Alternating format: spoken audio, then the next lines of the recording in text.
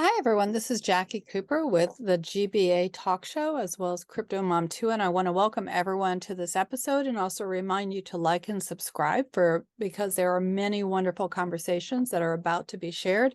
And I want to make sure that you don't miss any of the conversations. For those that are new to the GBA Talk Show, I'd like to share that you should definitely go visit the gbaglobal.org. We're an association that provides education and empowerment and advocacy for those that are in the blockchain. And there's a lot of great organizations who are our members. And I know in September, especially, we are hosting another event. This one is going to be about artificial intelligence. So there's going to be a lot of great conversation about what's going on in that field.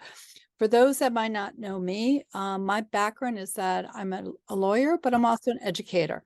And as an educator, I believe that it's our responsibility to make sure that everyone is informed within the blockchain space and those that are new to the blockchain space, because again, this technology and the use cases that are being applied definitely impact our lives in a very positive way, but we all have to be informed consumers.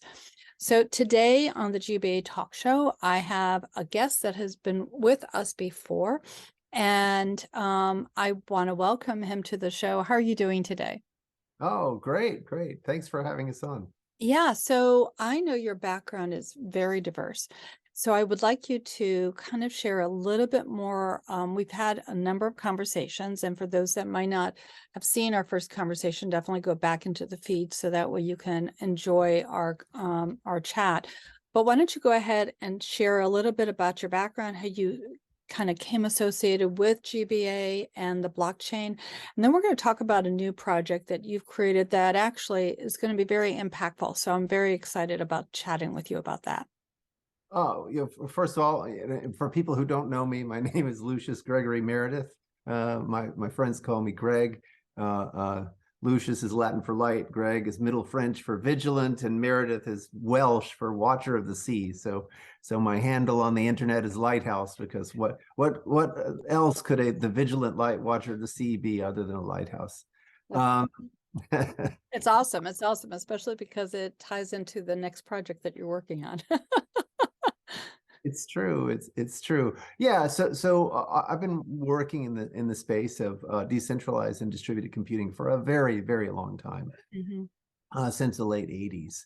If you go to our website, which we'll show in just a minute, you'll see that the provenance of this technology actually goes back to then, where we at the first industrial research consortium in the U.S.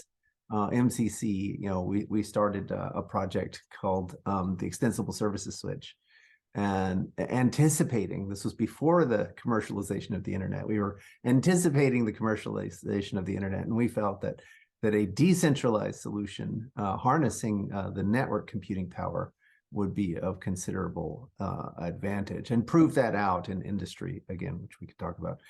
Then I took the ideas to Microsoft, and we commercialized those with BizTalk process orchestration, and that had a very large industry impact. And then I went on and took the ideas into blockchain, where we founded Archain Cooperative, and the Archain network was running continuously 24/7 for 2 years.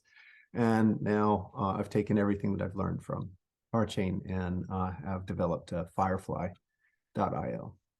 So why don't you go ahead and show Firefly, because we're going to be talking about that right now. Absolutely. Part of the reason we chose the metaphor of fireflies is that we believe that this sort of decentralized synchronization and coordination that is manifest in fireflies is much like what needs to happen as we move forward into this new phase of human society. So, what I like to say is, it's not just a single flash of insight, but another and another, until billions of them, literally, manifesting in the hearts and minds of people all over the planet, kind of illuminate the way forward. So that's I definitely love the visual, especially because if you think about it as light, and a point of light, and then all of a sudden it becomes collective. So it's definitely what you're working towards and working on. So sorry, I interrupted you. No. That's that is exactly right. It's this collectivity that is what needs to happen, and what we're providing is a small piece of technology that makes that possible. If you don't mind, I'll just dive into sort Yeah, of. please do. Please do. So we see, for those that are on the audio side, definitely hop over to the YouTube side so that way you can check out the platform. Also, within the blog will be embedded the link, so you can also reach out and check out the advantages and the features. But for those that are on the audio side, we are now on the feature, advantage, and benefits side. And go ahead and share more. Yeah, we've developed a Web3 platform that is actually genuinely scalable. So if someone is giving you a single number, like we get 30,000 transactions per second, that's not scalability. What scalability is and has been for at least 50 years in software development is when you add hardware, the system gets better, gets more performant, supports more throughput. And so we support about 1,000 transactions per second per node per CPU. And what that does is it makes network planning a reality. So if your community needs 10,000 transactions per second out of your network, then you just launch a network that has at least 10 nodes, and each node has to have at least 10 CPUs. On the other hand, if your community needs 100,000 transactions per second, then you launch a network of at least 100 nodes, and each of those nodes has to have at least 100 CPUs. And with this kind of scalability, then we can store data directly on chain. So at the very beginning of testnet 0, for this technology, we demonstrated being able to store audio directly on chain. As of last year, we demonstrated storing video on chain and delivering it up in real time. Part of what makes it possible to have this scaling is also what makes it possible to search. So if you're going to store something somewhere, you need to be able to find it again. I mean, that's what the database community has been telling us for a very, very long time. But search also is what created the global economy. All right, so if you think about it, when ordinary citizens could, with a few clicks on mobile devices or laptops or desktops, find, jobs or employees or reviews or analysis, whatever, right? That's what created the global economy. And so a lot of the Web3 architectures take us a step backwards from that, right? So if you're storing on, like if you look at the OpenSea architecture where they store the actual assets on IPFS, well, that's not searchable, and they store it, and that is behind Ethereum, which is also not searchable. That's a big step backwards from what has actually created the global economy. On the other hand, Rolang, which is the smart contracting language and execution mechanism that gives us our scalability, is a transactional query language. So you can query the data that you have distributed out over your network. But it also has these other features because scalability isn't just about throughput, right? I'm sure we've all heard the term garbage in, garbage out. Like if you're really fast, but what you're doing is garbage, then you're just piling up garbage faster. And what do we mean by garbage? Well, if your network is leaking information or is processing unauthorized transactions, then that's not a secure network, and it's not the right sort of thing to be trying to put into mission critical situations like supply chain or even the financial system. So Rolang's spatial behavioral types allow us to catch these behaviors long before the code is ever deployed to production. So those are the sorts of things that identify Firefly as unique. If you want to learn more about those points, there's some articles up on the website, and there's lots more where that came from. We just cherry picked. So some are things that we published. Like on the economic standard, where we talked about sharding and how that relates to the concept of small world networks. We've also talked at Hacker Noon about why open source utility tokens cannot be legally cannot be considered securities, despite what the SEC might be saying. We'll have to have a whole nother conversation about that. Absolutely, absolutely. Yes, for sure. There's a bunch of math here as well. This paper here with the meta and operational semantics for Meta. This is something that we produced for our biggest client, at least currently. They're doing decentralized AI, and they need to scale that up. And so we're helping them scale up their decentralized AI solution. There's a lot more to that value prop, but go read the paper. If it's a little too heavy in terms of the math, come talk to us. We're more than happy to. We just gave a talk yesterday at the Federal Blockchain Working Group and kind of walk through that. So there's also will be a video up on that work. As I mentioned before, we kind of started off predicting the commercialization of the internet. We built the extensible services switch that then morphed into BizTalk process orchestration, which then morphed into the R-Chain network. And now we're on the 4th generation. So this is really important. This is not 1st generation technology. We're not making this up as we go. In quite the same way as maybe many other projects in the blockchain space. This has had a great deal of industry adoption. At MCC, we deployed applications for Eastman Chemical and Kodak and the Baby Bells. I personally built an ATM network management system for TSB and Sumitomo Bank. Using the technology.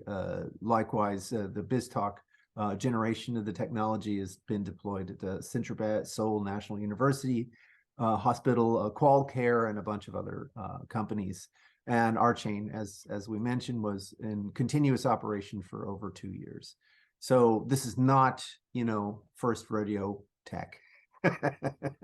No, it's important. It's important because a lot of times when someone like myself, who's new to this technology, we don't have the history, and so it is important we know that it's been around for a while, but the evolution is something that we're learning as we go. So I appreciate your having this timeline on the platform. Yeah, exactly.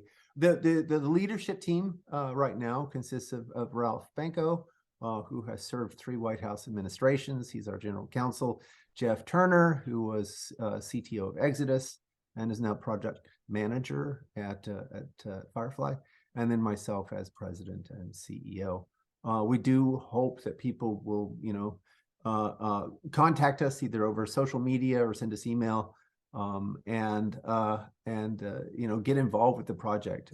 A project of this magnitude, even though it's always a small group of thoughtful and committed citizens that change the world, a project of this magnitude definitely could use all the hands that we can muster. So let me ask you a question for your vision and what the technology, who it can help.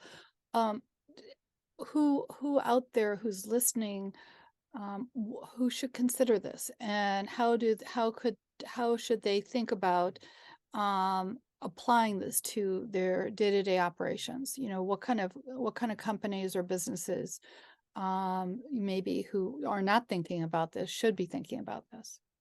Yeah, so that's a great question. Usually what I the sort of the indicator that our tech is a good fit is that the business crosses trust boundaries.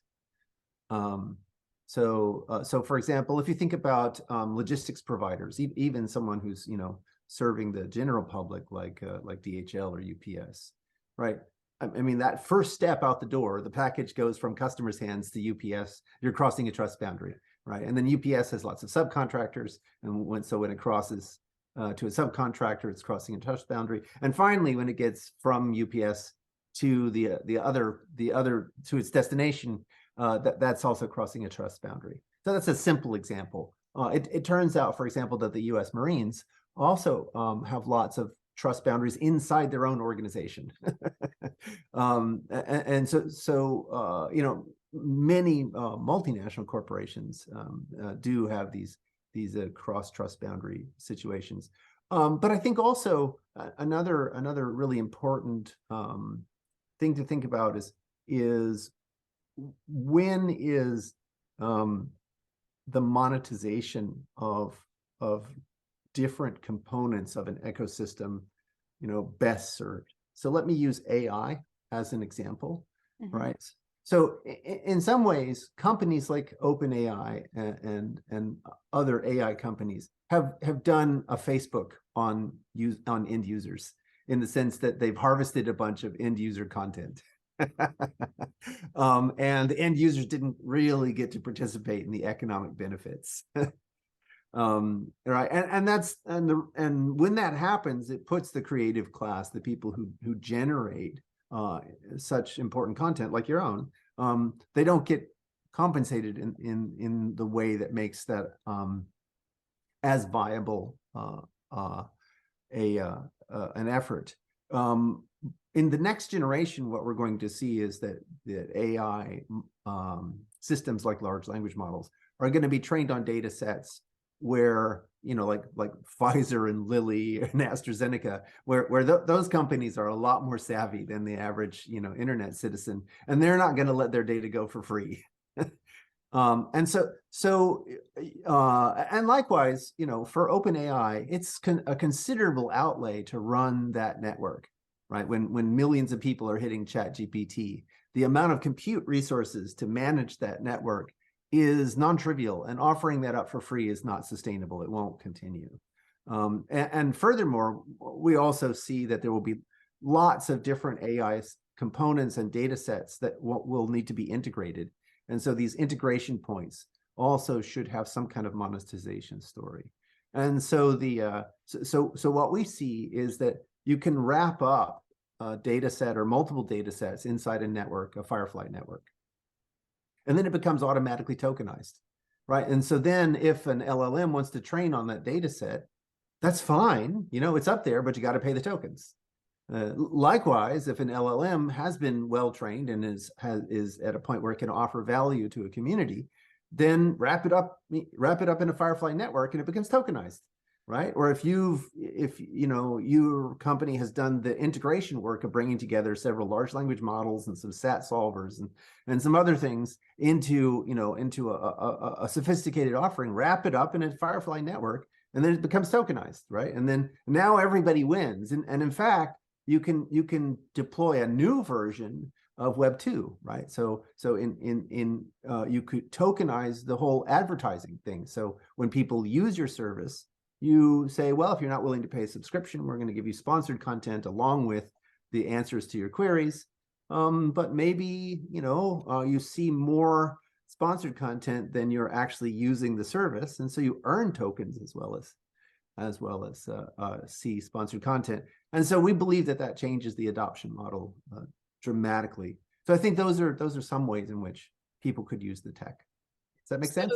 It does. And my mind was thinking about different applications. So there's both the public as well as the private side. I mean, you have private companies that are going to have an interest in using this, and then the public side. So do you see that there's going to be a faster adoption from one side or the other? Well, what I discovered, at least with the existing blockchain markets, is that most of those markets are still overrun by people who are interested in speculating on tokens. Yeah. Whereas I found that enterprise is much more savvy about what it means to have data on chain, what it means to wrap a valuable data set inside a tokenized network. I think also enterprise is much more savvy about what it means to wrap important APIs in a tokenized network. And by the way, that happened. That's been going on since long before there was blockchain, right? I mean, Google, Microsoft, Amazon, the New York Times, the Guardian, they've all been tokenizing their networks, right? Whenever you have a customer facing or an internet facing API, people will take advantage of that. They'll try to bring your service down with denial of service attacks. And so the standard approach to this has been to wrap them up in tokens. It's just that with the blockchain, and you can use cryptographic tokens, which have other uses as well. But you can go to Google right now, go to their developer page and get a token and you have to get that token if you're going to call one of their APIs. So for those that might not be aware, how are you defining token? Yeah, I mean, it's a so in the case of Google, it's really just a string that is generated, right? That you have to embed in your requests, and these tokens give you some number of calls against your network, and that turns out to be exactly the same thing that was Ethereum just took that idea up one notch, right? So you have. So in this case, a token is going to be managed by the network, and it's a resource that is not copyable on the network and is shifted around by you. You're in control of a given resource like that if you have the private key that gives you access to the address where that token is registered. In that case, again, the token itself is really just a string, or it's a block of it's a block of information, and the control of the token has to do with whether or not you have the private key that'll get you to the address where that token is current. I mean, again, the concept, like you said, has been used in a variety of ways for many years, and it just, the packaging might have changed a little bit. So with with Firefly and everything, if someone wanted to contact you, how do you onboard new clients, and what kind of questions do you are some of the are you asked that are consistent, that maybe they need to be thinking about when they approach you? And what size company do you think should approach you? Fantastic questions. So the first question I ask is, does your business cross trust boundaries? If your business doesn't cross trust boundaries, then you really have to think hard about whether or not a blockchain technology is right for you. Because while Firefly technology definitely scales, because of the way we do fault tolerance, it's not going to compete with a highly tuned SQL database, right? I mean, we can definitely get very good transaction throughput, but it just won't compete with, if you can make an assumption like all of our resources are wrapped behind a firewall, right? And so it doesn't make sense to use this kind of tech in that situation. However, if your business fundamentally crosses trust boundaries, like supply chain management or other kinds of things like that, then it totally makes sense to use a technology like Firefly. So I asked them that first. And like we said, in the case of wrapping up a valued data set, that's clearly crossing a trust boundary, right? Because you're offering up data to another company that might, be training an LLM against that data. So that's something to think about. In terms of size, we're working with startups. We're working with very large established agencies whose names I can't mention just yet. That's okay. That's okay. Yeah. But so we run the whole gamut. The main thing is, do you really need a decentralization as a part of your solution? And how would they know that if they haven't, again, there might be, like you said, new companies coming into this space. How would they decide that this is something that they should be thinking about? Yes. As I said, decentralization makes sense when you're crossing trust boundaries. Trust boundaries. The bottom line is about the bottom line. It's like, if you're crossing trust boundaries, but that is so broad, right? Healthcare crosses trust boundaries, right? Yeah, That's why there are HIPAA standards, right? It's if you think about it, most businesses are now global, right? Yes. At least they would like to be. Yes. And if you're a global business, odds are somewhere in your business you're crossing a trust boundary. So in answer to anyone who's listening, you need to contact him. Because again, from the perspective of at least getting a consult to see if the application makes sense, for at the time that you're looking at this. Like, and from the other perspective is that you're, I want to say you're cutting edge, even though you have been doing this for a while. I mean, the whole team is a thought leader as to what's coming next. And so, for those that are within the GBA community, as well as those who are not in the GBA community, because again, I share this out on my various platform and networks. It's important for you to know what's coming and what's already here. So it's important to become informed as both consumers as well as providers. So definitely, I would say reach out and learn about Firefly, to see how it can be applied to what you're doing, or maybe, the timing might be now or the timing might be in the future. Any last minute thoughts that you want to share with everyone before we wrap up? Well, first of all, again, I just want to thank you for inviting us on. It's Yeah, great of course. to reach out to your audience, and I think what the GBA is doing is important. Yeah. So, go GBA. But I also want to encourage people to to take as a wake up call what's happening on the East Coast in the United States.